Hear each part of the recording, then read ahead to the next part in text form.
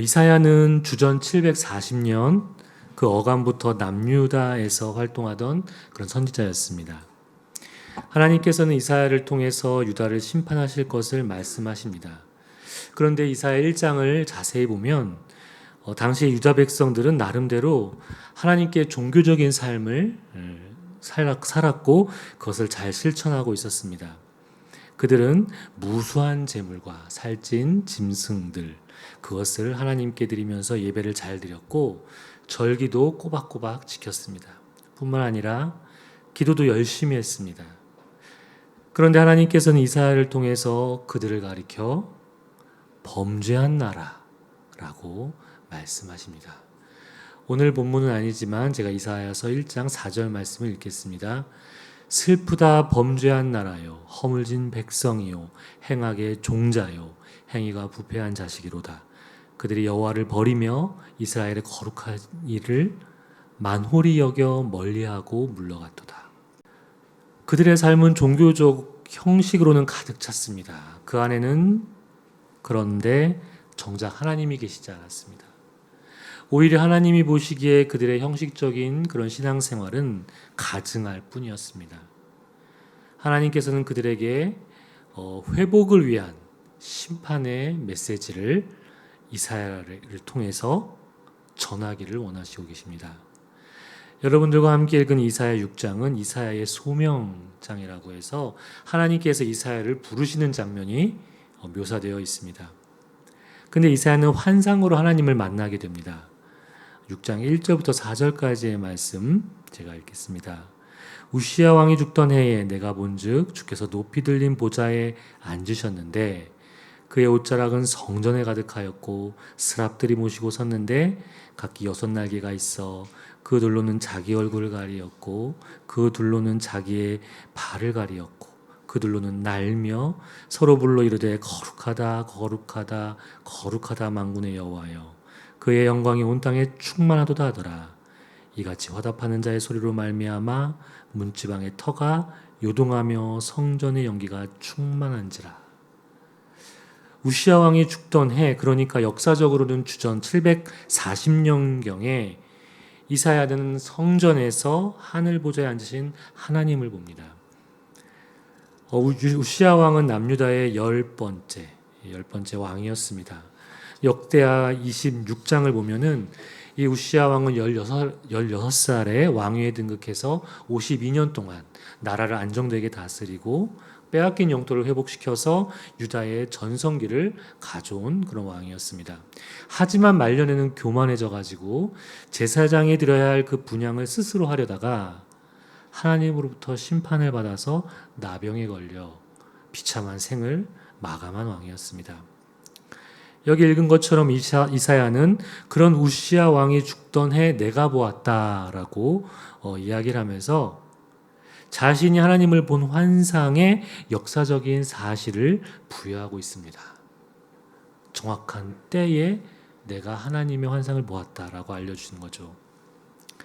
우리가 사는 이 땅의 정치적인 왕은 그 생명이 닿으면 그의 존재와 함께 세상에서 누리던 그런 통치 권력을 잃게 됩니다. 하지만 유한한 세속왕의 삶과 그 역사와는 다르게 이 세상을 다스리시는 하나님의 통치와 역사, 그분의 다스림은 영원히 지속되고 우리의 삶에 영향을 미치고 있음을 이 우시야 왕이 죽던 해에 라는 말을 통해서 우리에게 보여주는 것이죠. 세상의 정치적인 왕은 죽고 그 기간이 끝나면 효력을 못 미치지만 하나님의 말씀은 영원해서 우리를 다스리는 법이 된다라는 것을 우리는 이 말씀을 통해서 생각해 볼 수 있습니다. 인간 세상에서 한 시대의 왕인 우시야가 사라지는 그때 이사야가 본 하나님의 모습은 어떠합니까? 그렇습니다. 주님께서는 높이 들린 보좌에 앉아 계십니다. 그리고 보좌에 앉아 계신 그 주님의 옷자락이 성전에 가득 메워져 있는 것을 이사야는 봅니다. 마치 그 성전에 사각지대가 없을 만큼 주님의 임재가 성전에 가득했습니다. 그런 하나님 곁에서 모시고 있는 것은 바로 스랍들이었습니다. 스랍은 하나님을 섬기는 천사적인 그런 존재입니다. 이사야는 이들이 6날개를 가지고 있는 것을 보죠. 2날개로는 얼굴을 가리고 2날개로는 자기 발을 가리고 나머지 2날개로는 부양하듯이 날고 있었습니다. 그런데 이 스랍들이 지금 무엇을 하고 있습니까? 거룩하다, 거룩하다, 거룩하시다. 만군의 주님, 그분의 영광이 온 땅에 가득하시다. 스랍들이 서로 창화하면서 외치고 하나님을 찬양하고 있는 것을 우리에게 보여줍니다. 근데 그 찬양 소리가 얼마나 컸던지 문설주들이 흔들렸고 성전 안은 연기가 자욱했다라고 이야기합니다. 저는 이사야가 본 이 주님의 환상을 묵상할 때마다 알 수 없는 하나님의 위엄과 그런 장엄함에 압도당합니다.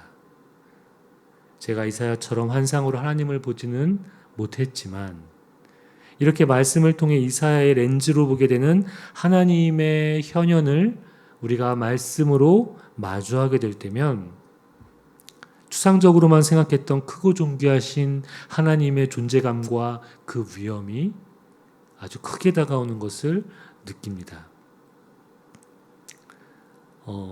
제가 그 하나님을 느끼면서 할 수 있는 일이라고는 스랍들처럼 그런 하나님 우리가 마주하게 된다면 거룩하시다, 거룩하시다, 거룩하다.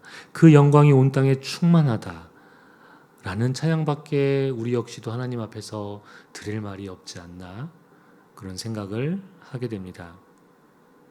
주님을 향한 찬양이 아니라면 하나님 앞에서 내가 아무것도 아니었구나 하는 그런 뒤늦은 깨달음 혹은 후회와 함께 우리 자신이 죄인으로밖에 드러나는 일 말고는 없을 것 같습니다.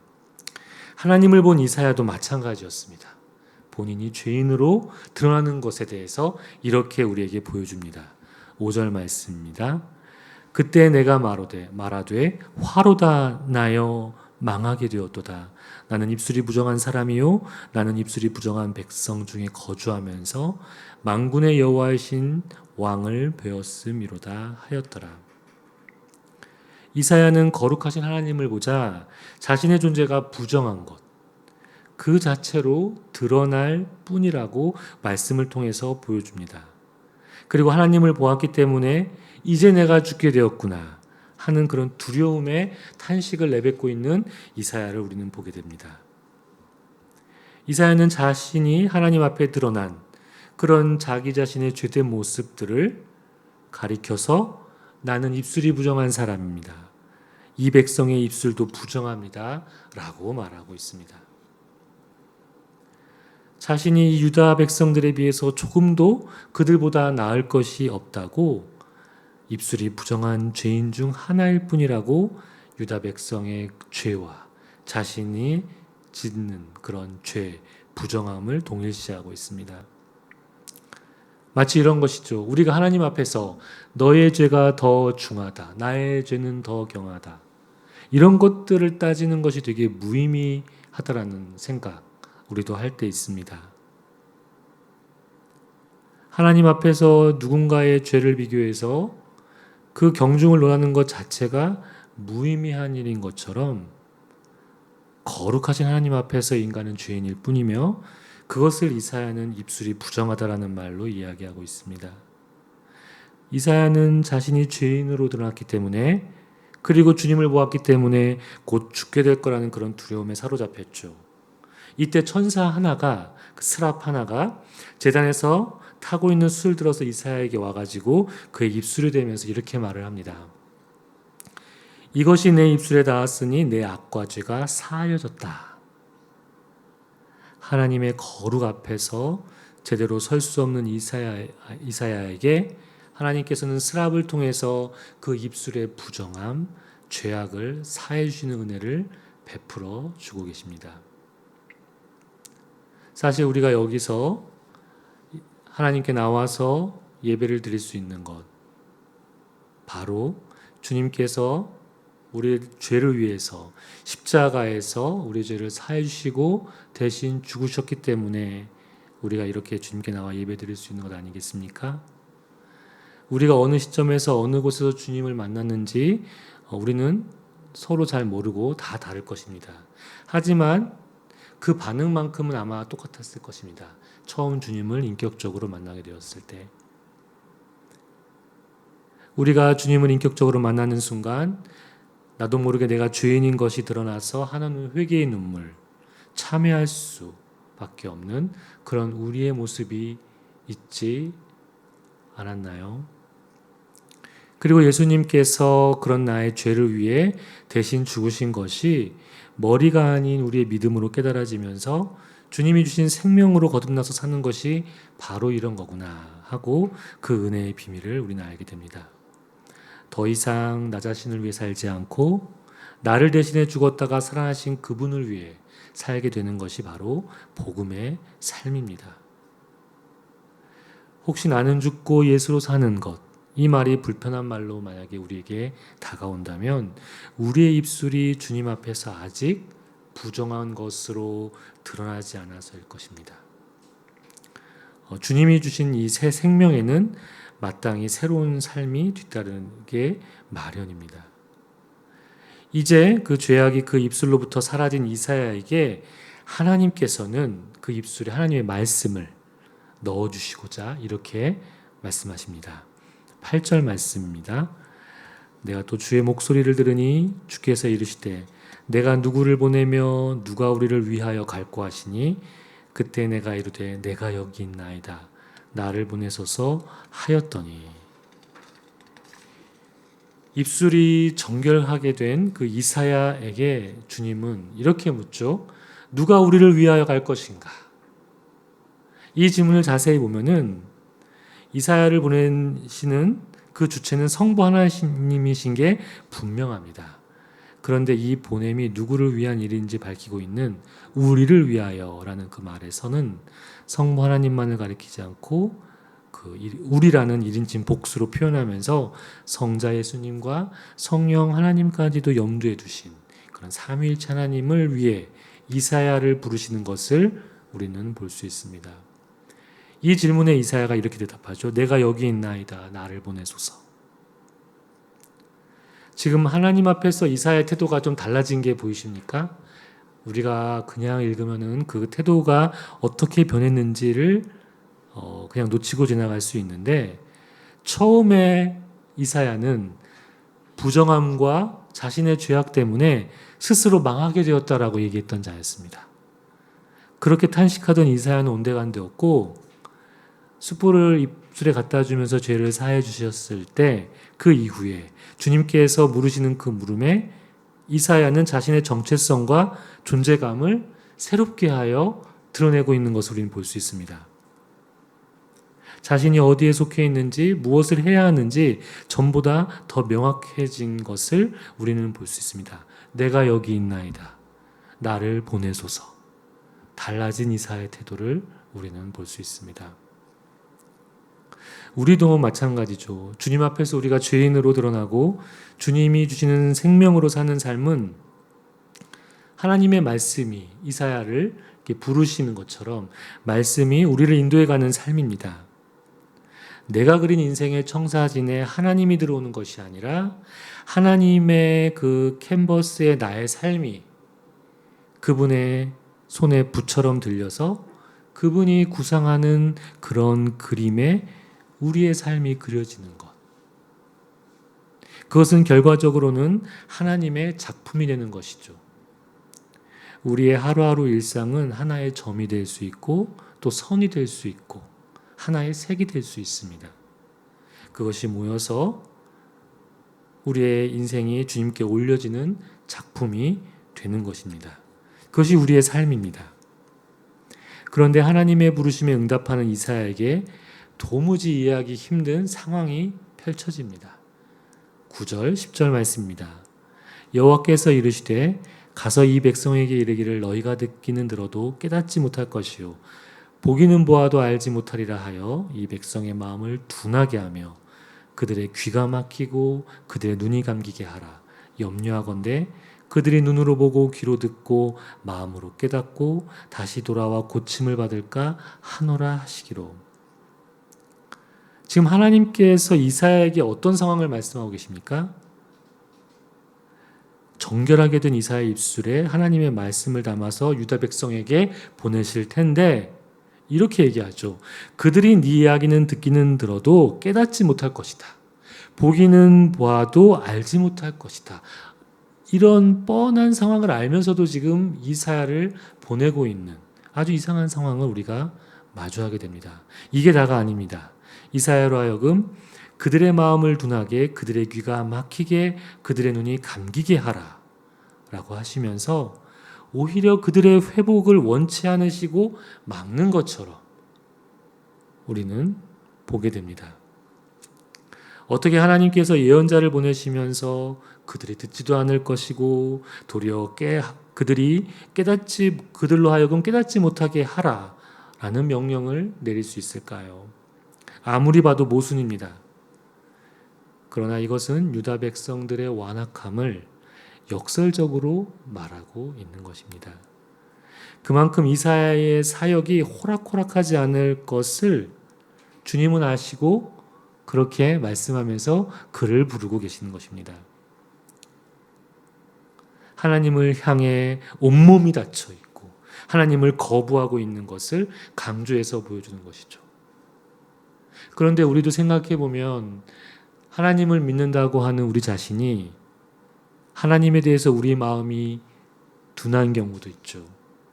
귀가 막히게 되는 경우도 우리에게도 있습니다. 그리고 눈이 감기게 되는 경우도 있습니다. 이것은 사뭇 믿지 않는 사람들에 대한 이야기가 아니라 하나님을 아는 유다 백성들을 향한 하나님의 메시지인 것을 생각을 하면 우리 신자인 우리에게도 듣기는 듣되 깨닫지 못하고 보기는 보되 알지 못하는 자들이라는 것을 우리를 돌아보면서 생각해 볼 수 있습니다.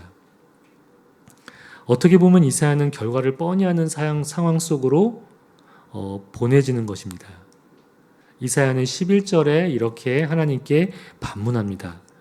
주여 어느 때까지이니까? 이미 난 그런 결론 앞에서 언제까지 부정적인 일을 자신이 감당해야 하는지를 하나님께 묻습니다. 하나님의 정의와 공의가 도무지 실현될 것 같지 않은 그런 상황에서 말입니다. 그런데 하나님은 희망적인 말씀을 하기보다는 더 절망적인 말씀을 이사야에게 하십니다. 11절 하반절과 12절 말씀, 성읍들은 황폐하여 주민이 없으며 가옥들에는 사람이 없고 이 토지는 황폐하게 되며 여호와께서 사람들을 멀리 옮기셔서 이 땅 가운데 황폐한 곳이 많을 때까지니라.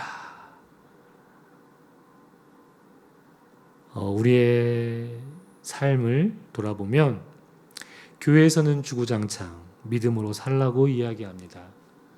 저 역시도 그런 사람 중에 한 명이죠. 하지만 정작 그 믿음이 우리 삶의 현장에서는 과연 어떤 소용으로 어떻게 작용하고 있습니까? 마치 계란으로 바위를 치는 것 같은 기분으로 우리는 살고 있지 않습니까? 믿음으로 그 바위가 깨지기라고 또 하면 다행인데 우리의 믿음은 눈에 보이는 그런 쇠망치보다 더 쓸모없어 보일 때가 너무 많습니다. 늘 지는 싸움을 하는 것 같은 그런 현실로 우리가 내몰리는 것 같고 하나님은 왜 나를 이런 상황에 두셨는지 우리의 삶이 미궁으로 빠질 때가 있습니다. 그러다가 어떤 이는 하나님과 등을 돌리면서 멀어지기도 하죠. 신앙생활이 우리가 깊어지면서 깨닫게 되는 것은 믿음은 바위를 깨는 데 사용하는 것이 아니라 더 많은 경우 바위를 깨지 못하는 상황에서도 하나님의 뜻을 발견하는 데에 있다는 것을 조금씩 우리로 하여금 깨닫게 합니다. 믿음은 어떤 상황을 변화시키는 그 무언가가 아닙니다. 하나님 앞에서 절대 깨지지 않을 것 같은 내가 조금씩 물러지고 깨져감으로 인해서 바위 같은 나의 상황을 믿음의 눈으로 바라보는 그런 믿음의 시력이 생기는 것, 하나님의 손에 나의 마음과 생각이 새롭게 조형되는 그런 존재의 변화가 믿음이 아닐까라는 생각을 우리의 현실에서 하게 됩니다. 이사야의 소명은 암담한 현실에서 작은 빛을 비추기는커녕 자신이 하나님의 메신저로 그들에게 보냄을 받았는데도 불구하고 심판의 현장을 직접 두 눈으로 목격해야 하는 그런 참담한 상황으로 부름받는 그런 이사야의 상황을 우리는 봅니다. 하나님께서는 이스라엘 백성이 포로로 잡혀가고 땅이 황폐해질 때까지 심판은 계속될 것이라고 이사야의 질문에 다 대답하십니다. 이 대답을 드린 이사야는 어떤 기분이 들었을까요? 우리가 현실에서 느끼고 있는 그런 막막함 같은 게 아니었을까요? 마치 제가 하나님의 부름으로 여기서 이렇게 교회를 시작하면은 사람들이 가득 찰 것 같고 하는 그런 것처럼, 하지만 현실은 아닌 것처럼, 우리의 현실 안에서, 우리의 믿음 생활 안에서도 하나님이 보내신 자리라고 생각을 했는데 절대 그곳은 아무런 변화가 일어나지 않는 그런 것들을 우리가 보게 될 때 우리는 과연 어떤 마음을 갖게 될까요? 여기까지 보면 하나님의 그 환상으로 이사야가 보았고 새로운 소명의 자리로 부르심을 받고 있는 이사야를 보는 우리의 마음은 결코 편하지 않습니다. 하나님께서 왜 부르시는지 의아합니다. 그렇지만 바로 이 13절 말씀, 이 말씀을 대하기 전까지만 그렇습니다. 마지막 이 13절 말씀 제가 읽겠습니다. 그 중에 10분의 1이 아직 남아있을지라도 이것도 황폐하게 될 것이나 밤나무와 상수리나무가 배임을 당하여도 그 그루터기는 남아있는 것 같이 거룩한 씨가 이 땅에 그루터기니라 하시더라. 이사야를 보내서 예고하신 대로 유다 백성들에게는 심판이 임할 것입니다. 그 심판의 메시지를 위해서 이사야를 부르시고 보내시는 하나님이시죠. 근데 그 하나님은 멸망이 아니라 새롭게 시작하실 것을 말씀하십니다. 회복을 위한 심판이라는 것을 우리에게 말씀하고 계시죠. 그 심판의 광경을 그림 언어로 보여주고 있는 것입니다. 만약 유다 백성 중에 10분의 1이 그 땅에 남아 회개할지라도 그들마저 밤나무와 상수리나무처럼 불에 타게 될 것이라고 하십니다. 회개하는 누군가를 살려두는 게 목적이 아니라 다시 시작하는 회복에 방점을 둔 심판이기 때문에 이때의 뒤늦은 회개는 소용이 없는 것입니다. 하지만 하나님께서는 그곳에 회복의 은혜를 두십니다. 심판이 휩쓸고 간 뒤 뿌리까지 타지 않는 그 나무 밑둥, 그 구루터기를 가리켜서 거룩한 씨라고 말씀하십니다. 그 거룩한 씨로부터 다시 하나님 나라와 그 백성을 회복하며 조성해 가실 거라고 말씀하시죠. 바로 이사야가 내다봐야 하는 그림이 바로 이 장면이 되어야 합니다. 주여 어느 때까지이니까 라고 말하는 하나님이 전혀 보이지 않는 그런 각박하고 참담한 현실에서는 자신의 소명과 사역이 계란으로 바위를 내리치는 것 같은 그런 무모함만 느껴지는 현장일 뿐입니다. 하지만 그 이후에 하나님께서 하실 일들을 바라봐야 합니다.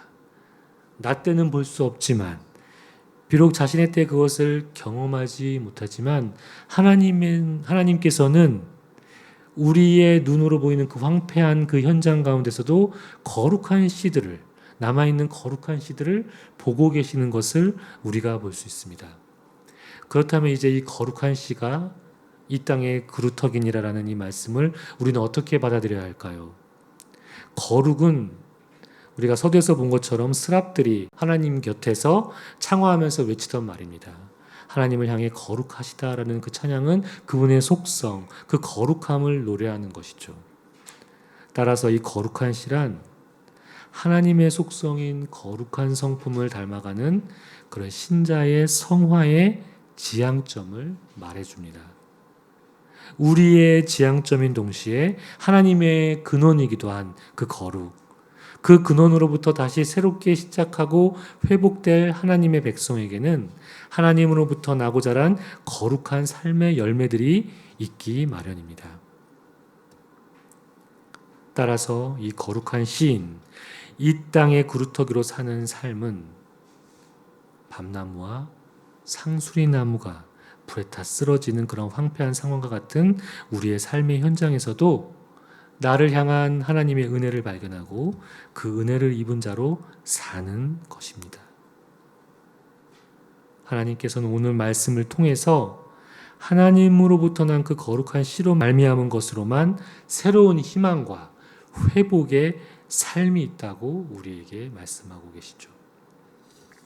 사랑하는 성도 여러분, 우리는 거룩한 씨로 하나님께서 소생시키는 그런 삶입니까? 아니면 종교적인 형식만 갖춘 껍데기로 곧 소멸될 그런 삶을 살고 있습니까? 우리의 예배의 이 경건, 그리고 우리 가정과 일터 가운데 우리를 있게 하신 곳에서 우리는 거룩한 시인 그 그루터기로 존재하기를 바라면서 주님의 은혜를 구하는 저와 여러분이 되기를 원합니다. 믿음은 바위를 깬 데 사용하기보다 더 많은 경우에 조금은 느리고 더디어 보이지만 하나님의 속성인 그리고 성품인 거룩을 닮아감으로써 우리의 성품과 존재의 변화를 통해서 우리 주변에까지 하나님의 사랑을 흘려보내시는 얼빛교회 여러분들이 되시기를 소망합니다. 이 시간 우리의 영적 가슴과 가정과 교회와 공동체에 다가온 하나님의 마음에 머물러 잠시 침묵으로 주님과 대화를 나누겠습니다.